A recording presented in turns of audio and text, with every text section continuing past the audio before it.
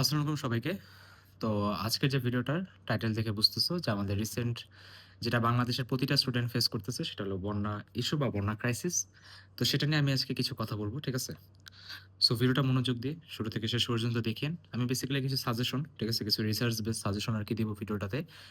বিভিন্ন কান্ট্রি কিভাবে বন্যাটা নিয়ে ট্যাকেল দিতেছে বা কিভাবে এখান থেকে আমরা বেস্ট ইস্যু বা বেস্ট এই ক্রাইসিস মানে বেস্ট এমন কিছু কাজ করতে পারি, যার মাধ্যমে স্টুডেন্টরা এই ক্রাইসিস থেকে উঠতে পারে। সেটা নিয়ে আমি কিছু কথাবার্তা আরকি বলব। ভিডিওটা করতে অনেক টাইম লাগছে। প্রচুর পরিমাণ রিসার্চ এবং স্টাডি করে ভিডিওটা বানানো যাতে আসলেই গভর্নমেন্ট এবং আমরা সবাই মিলে যাতে একটা বেটার ফিউচার এর দিকে আগাইতে পারি। এইটাই হলো মেইন উদ্দেশ্য এই ভিডিওটার। আচ্ছা, সো সবার আগে আমি শুরু করি যে আমি যদি একটু রিসেন্টলি আপনি যদি কথা বলি যে বন্যা ইস্যুটা কোন দিকে আছে? তাহলে বিগত ৫ দিনে প্রায় পাহাড় ধসে বা বন্যায় প্রাণ গেছে প্রায় ৩৫ জনের। চট্টগ্রাম, কক্সবাজার, মৌলভীবাজার এক, এক করে প্রতিটা জেলা একের পর এক ডুবে গেছে।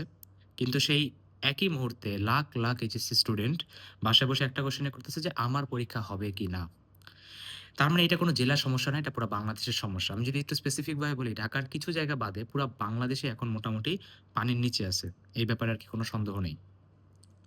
তারপর যদি আমি একটু যাই যে আপনার চট্টগ্রাম বোর্ডের এখন পর্যন্ত এক্সাম প্রায় ৩ দফায় স্থগিত হইছে। মানে ১৬ জুলাই পর্যন্ত আমি লাস্ট যত শুনছি যে তাদের এক্সাম ক্যানসেল। কিন্তু বাকি বোর্ডগুলা সেই একই জায়গাতে আপনার অভিন্ন প্রশ্নে সারা দেশে পরীক্ষা হচ্ছে। এবং নির্ধারিত সময়ে তাদের এইচএসসিটা শেষ করা হবে। এখন এখানে সমস্যা যেটা হলো যে এইচএসসি শেষ হওয়ার সাথে, সাথে অ্যাডমিশন টেস্ট শুরু হয়। আর যে স্টুডেন্টরা আগে তাদের এক্সামটা শেষ করবে সে অ্যাডমিশনের জন্য বেশি টাইম পাবে। আর যে পরে শেষ করবে তার অ্যাডমিশনের জন্য কম টাইম পাবে। মানে এটা একটা ক্লিয়ার ডিসক্রিমিনেশন হয় তাদের সাথে।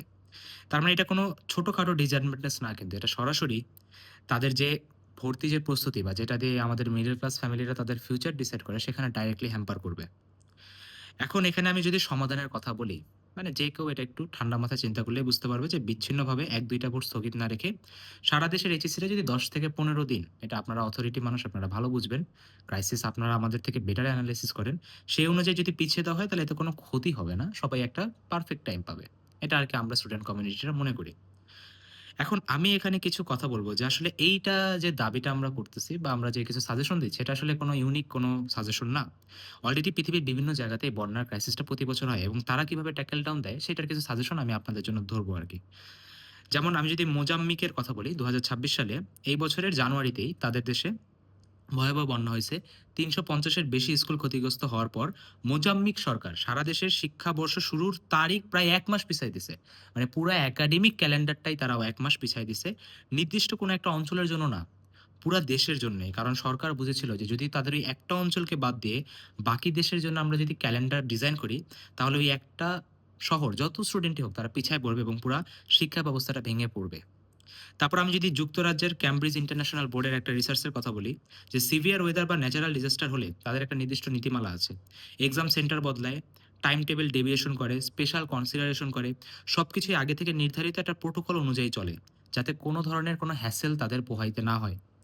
জার্মানি ২০২১ এর বন্যাতে কি করছিল? বন রেইন সিং বিশ্ববিদ্যালয় বন্যার পর ঘোষণা দেয়, ক্ষতিগ্রস্ত শিক্ষার্থীদের কোনো পেনাল্টি ছাড়াই পরীক্ষার তারিখ পুনর্নির্ধারণ করা হবে। এবং প্রয়োজনে সেপ্টেম্বরের ২য় পরীক্ষা মৌসুম পর্যন্ত পেছানো যাবে যাতে কেউ সেখানে বাদ না পড়ে। তার মানে আমরা দেখলাম বিভিন্ন দেশ অলরেডি এটার জন্য একদম স্ট্রিক্ট গাইডলাইন এবং স্ট্রিক্ট নীতিমালা ফলো করেই তারা পুরো একাডেমিক ক্যালেন্ডারটাকে একই সাথে রিডিজাইন করতেছে। এটা অলরেডি হইছে, সলিউশনটা অলরেডি প্র্যাকটিক্যাল।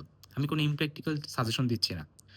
এখন যে দেশগুলো সংকট ভালোভাবে সামলাচ্ছে তারা প্রত্যেকেই একটা নীতিই মেনে চলছে। আমি যদি সামারি করি সেটা কি, বিচ্ছিন্ন আঞ্চলিক প্যাচওয়ার্ক দিয়ে কোনো ধরনের কোনো সমাধান হবে না। একটা কেন্দ্রীয় বা একটা সেন্ট্রাল সিস্টেম থাকবে, সবার জন্য সমান নীতি হওয়া প্রয়োজন। এবং বাংলাদেশও ঠিক একই জায়গাতে আছে এবং আমার মনে হয় এটাই বেস্ট বাংলাদেশের জন্য।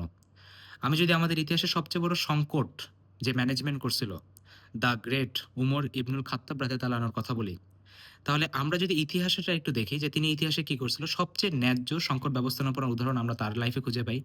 সেটা পাওয়া যায় আমাদের ২য় খলিফা উমর ইবনুল খাত্তাব রাদিয়াল্লাহু আনহুর শাসনামলে। ১৮ হিজরিতে আরবে দেখা দেয় ভয়াবহ এক দুর্ভিক্ষ। ইতিহাসে যা পরিচিত হয় উর রামাদা বা ধূসর বর্ষ নামে। মদিনায় সঞ্চিত খাদ্য শেষ হয়ে গেলে উমর রাদিয়াল্লাহু আনহু কি বসেছিল? বসেছিলেন না। তিনি সিরিয়া, ফিলিস্তিন ও ইরাকের গভর্নরদের কাছে জরুরি চিঠি পাঠান সাহায্যের জন্য। সিরিয়ার গভর্নর আবু হুবাইদা ইবনুল জারহা রাদিয়াল্লাহু আনহু সবার আগে সাড়া দেন। আর সেই সমযোজিত সহায়তা হাজার, হাজার মানুষের জীবনটাকে বাঁচায় দেয়। এখানে যদি আমরা একটা জিনিস লক্ষ্য করি যে উমর রাদিয়াল্লাহু আনহু সংকটের সময় নিয়ম কানুনকে জনগণের বাস্তব অবস্থার সাথে খাপ খাইয়ে নিতেন। ইসলাম ফিকহের একটা মৌলিক নীতি এখান থেকে এসেছে রফুল হারাজ, কষ্ট দূরীকরণ এবং মাসালা, জলকন্যাণ। যে আইন সাধারণ সময়ে প্রযোজ্য, সংকটকালে জনগণের ভালোর জন্য তা সাময়িকভাবে শিথিল করা যেতে পারে। এটা বিশৃঙ্খল না, এটা একটা ন্যায় বিচারের একটা স্ট্যান্ডার্ড। তো মাননীয় শিক্ষামন্ত্রী স্যার, আপনার কাছে আপনি নিজেই যদি একটু চিন্তা করেন, তাহলে আপনি নিজেই বলেছিলেন যে প্রাকৃতিক দুর্যোগ হলে সারা দেশে আপনি এক্সাম স্থগিত রাখবেন বা পোস্টপোন রাখবেন। তো সেখানে আমরা যদি উমর আয়তালানোর লাইফটা দেখি, যে আমরা শিখতে পারি যে প্রতিশ্রুতি আর নীতির প্রয়োগে কোনো অঞ্চলের প্রতি তিনি পক্ষপাতিত্ব থাকা উচিত না। যাকে সাহায্য করা দরকার তাকে দ্রুত ও পূর্ণাঙ্গভাবে সাহায্য করাটাই আমাদের আর সেই মোরাল ডিউটি। তো এখন যদি আমি একটু সাজেশন দেই, এটা জাস্ট সাজেশন। আমরা স্টুডেন্ট কমিটি সাজেশন ছাড়া আর কিছুই দিতে পারব না। আমাদের কাছে এর থেকে বেশি অথরিটি নাই।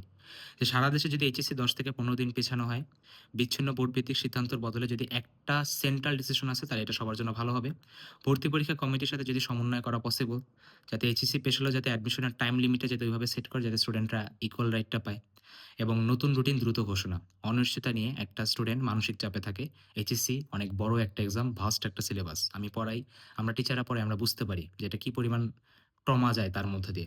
তারিখ দ্রুত জানিয়ে দিলে শিক্ষার্থীদের প্রস্তুতিটা একটা ছন্দ ফিরবে। তারা এরকম মানে ভাববে না যে সকালবেলা উঠেই পরীক্ষা ক্যানসেল হবে। আর দুর্গত এলাকার জন্য আপনারা অলরেডি অনেক ব্যবস্থা নিচ্ছেন। বাট তাদের আরো যদি ব্যবস্থার প্রয়োজন হয়, সরকার কন্টিনিউয়াসলি সাপোর্ট দিচ্ছে, আমরাও সাপোর্ট দিচ্ছি। ইনশাআল্লাহ আল্লাহ তাদের সাহায্য করুক। তারা যদি ক্রাইসিস মোমেন্ট থেকে উঠতে পারে। এখন সরকারের পক্ষ থেকে যুক্তি আসতে পারে যে ঢাকাসহ অন্য বোর্ডগুলোর পরীক্ষা ইতিমধ্যে অনেকটা এগিয়ে গেছে। পুরো রুটিন নতুন করে সাজানো জটিল। আর ভর্তি পরীক্ষার ক্যালেন্ডারও আগে থেকে নির্ধারিত অনেক প্রতিষ্ঠানের জন্য। এই বাস্তবতাগুলো অস্বীকার আমরা কেউই করতেছি না। কিন্তু যেকোনো জাতীয় সিদ্ধান্তে লজিস্টিক চ্যালেঞ্জ থাকেই।